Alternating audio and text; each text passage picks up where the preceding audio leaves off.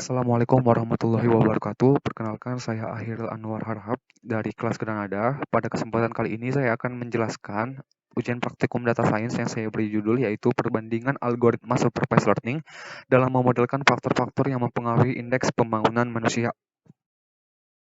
Nah, adapun latar belakangnya adalah IPM atau Indeks Pembangunan Manusia merupakan salah satu alat ukur pencapaian kualitas hidup di suatu negara. Nah, terdapat 3 komponen dasar nih yang menyusun IPM. Yang pertama, dimensi kesehatan, yang kedua pengetahuan, dan yang ketiga adalah hidup yang layak. Nah, IPM menurut BPS dibagi menjadi 4 kategori, yaitu kategori rendah, sedang, tinggi, dan sangat tinggi. Nah, karena pembangunan di Indonesia tidak merata, maka IPM di wilayah-wilayah Indonesia juga sangat beragam. Namun tidak hanya dipengaruhi itu, masih ada faktor-faktor yang lain. Nah, oleh karena itu, perlu dilakukan klasifikasi nih untuk mengetahui dan memprediksi faktor yang mempengaruhi IPM tersebut. Tujuannya apa? Agar pemerintah bisa memberikan solusi yang tepat dalam meningkatkan IPM di Indonesia. Adapun rumusan masalahnya adalah yang pertama, apakah informasi yang bisa diperoleh dari data IPM? Yang kedua, apakah algoritma atau model terbaik untuk melakukan klasifikasi data? Kemudian yang ketiga adalah apakah rekomendasi yang bisa diberikan gitu. Nah, ini adalah data dan variabel yang digunakan. Data yang digunakan adalah data IPM yang memiliki 5 variabel, di mana satu variabelnya merupakan data kategori atau variabel kategori, yang kemudian lainnya adalah merupakan numerik atau continuous variable. Di sini ada harapan lama sekolah dengan satuan tahun, pengeluaran per kapita satuan ribu, rata lama sekolah tahun, usia harapan hidup satuan tahun, dan IPM-nya di sini ada 4 kelas. Kelas yang pertama low, kedua normal, ketiga very high, dan yang keempat high. Di sini kita baca datasetnya untuk memperoleh informasi. Di sini bisa dilihat bersama bahwasanya rata-rata untuk harapan lama sekolah 12,93, pengeluaran per kapita 10.323 dan lain sebagainya. Nah, ini belum datasetnya belum ini ya, belum merata gitu. Masih terjadi ketidakseimbangan gitu. Di sini sangat tinggi sekali untuk rata-ratanya, sedangkan di sini masih 12, di sini udah 10.000 gitu.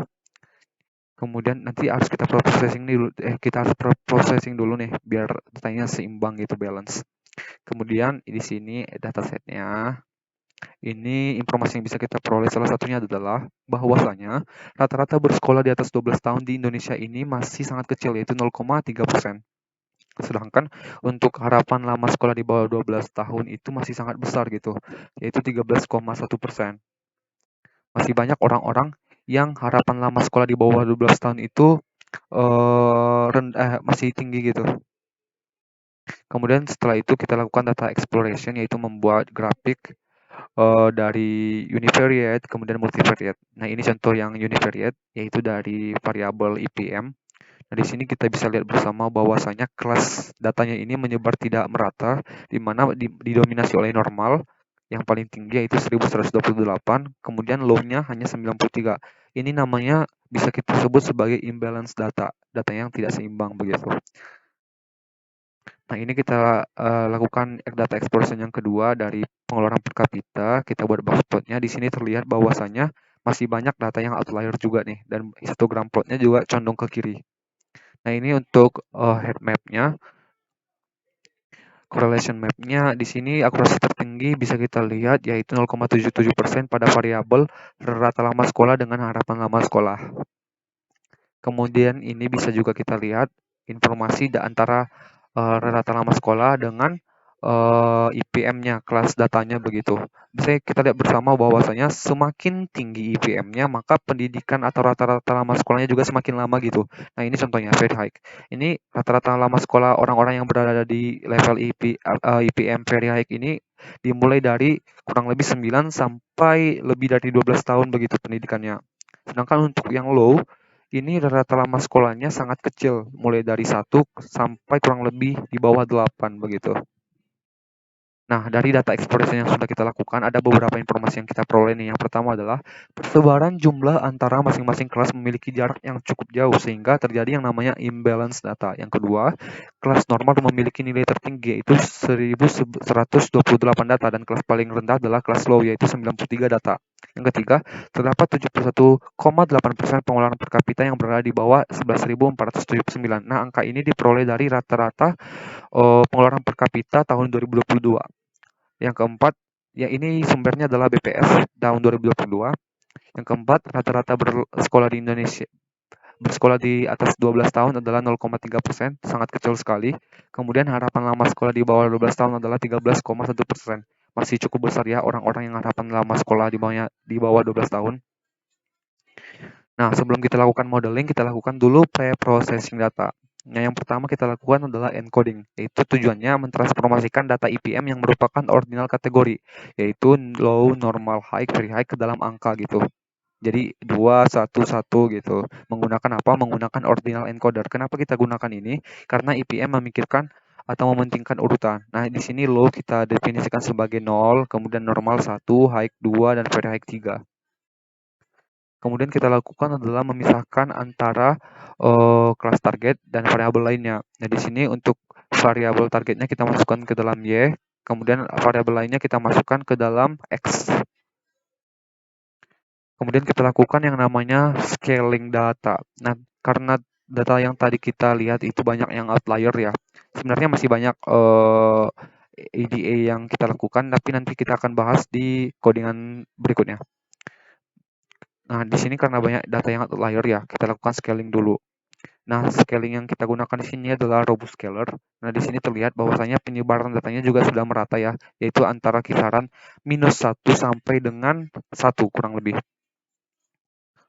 Oke, selanjutnya setelah dilakukan scaling, yaitu kita lakukan pemisahan antara data training dan data testing dengan perbandingan 80% dan 20%.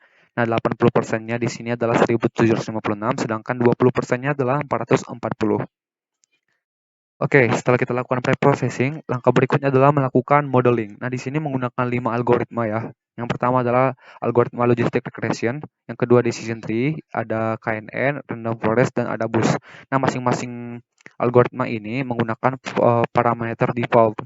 Nah, karena tadi kelas datanya juga sangat uh, sangat jauh ya perbedaannya atau imbalance data.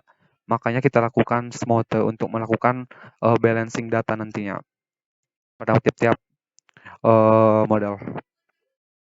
Nah, di sini sudah dapat akurasinya, di mana akurasi untuk data tanpa menggunakan imbalancing data smooth, ini akurasi tertingginya diperoleh pada random forest, yaitu 100% untuk akurasi data latih, sedangkan data ujinya itu 97,27%. Kemudian diikuti oleh decision tree, dan yang paling rendah itu adalah di AdaBus. Ini akurasinya hanya 75% untuk data latih, sedangkan data ujinya 72%. Ini tanpa menggunakan imbalancing data ya.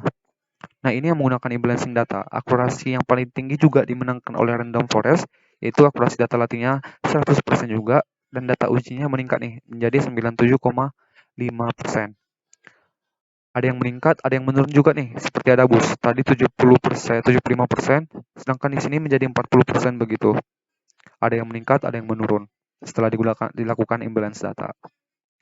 Nah, setelah kita lakukan modeling, kemudian kita lakukan prediksi data baru nih. Nah, kita memiliki data baru dengan data seperti berikut, di mana harapan lama sekolahnya 14,36, pengeluaran per kapitanya 9.572, kemudian rata lama sekolahnya 9,37, kemudian usaha harapan hidupnya 69,96. Nah, kita lakukan prediksi menggunakan random forest yang menggunakan imbalancing data. Nah, dari data ini diprediksi ternyata data ini adalah termasuk ke very high. Oke, langsung saja kita ke codingannya biar lebih jelas. Nah, ini adalah codingannya. Seperti biasa, kita deskripsikan terlebih dahulu mengenai datanya.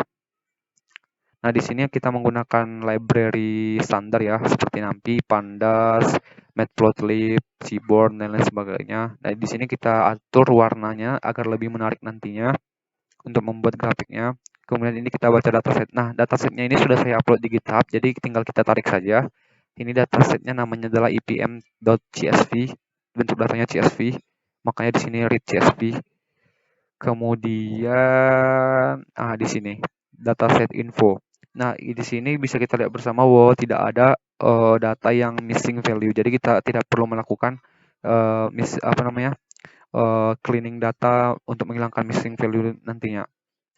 Nah, di sini bisa kita lihat bahwasanya jumlah dari kelas datanya untuk normal 1128, yang paling rendah itu di low yaitu 93. Nah, ini dia gambaran dari datasetnya. Rata-ratanya seperti ini. Ini juga belum sama rata ya. masih cukup jauh perbedaannya dari harapan lama sekolah ke pengeluaran per kapita dari 10.000 ke 12 masih cukup jauh. Nanti kita lakukan imbalance scaling data. Kemudian ini untuk yang IPM-nya paling tinggi, ini dia keterangannya. Ini yang paling rendah, ini low. Nah, di sini bisa kita lihat pengeluaran per kapita di bawah 11.479 adalah 71,8%. Sedangkan rata-rata bersekolah di atas 12 tahun 0,3%, sangat kecil sekali. Kemudian ini harapan lama sekolah yang ada di atas 12 tahun ada 1.908. Sedangkan harapan lama sekolah di bawah 12 tahun ada 13,1%.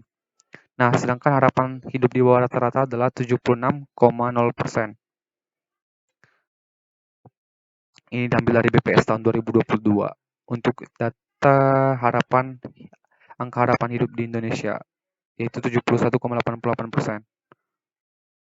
Nah, kemudian di sini kita melakukan IDS seperti yang saya jelaskan tadi, ada kategori variabel hanya satu yaitu IPM. Nah, ini dia grafiknya menggunakan pie chart dan bar chart. Ada juga untuk numerical variable menggunakan descriptive statistik. Dan ini continuous column distribution dari harapan lama sekolah. Masih banyak data outlier yang ada di titik-titik di atas, bisa kita lihat. Nah, ini juga masih banyak yang outlier. Nah, variabel lainnya juga masih banyak outlier. Rata-rata semuanya hampir ada data yang outlier ya dari masing-masing variabel. Nah, ini correlation mapnya seperti yang saya jelaskan tadi. Ini paling tinggi korelasinya. Nah, ini untuk menggunakan visualisasi dengan Seaborn, lebih sederhana namun lebih simpel untuk codingannya.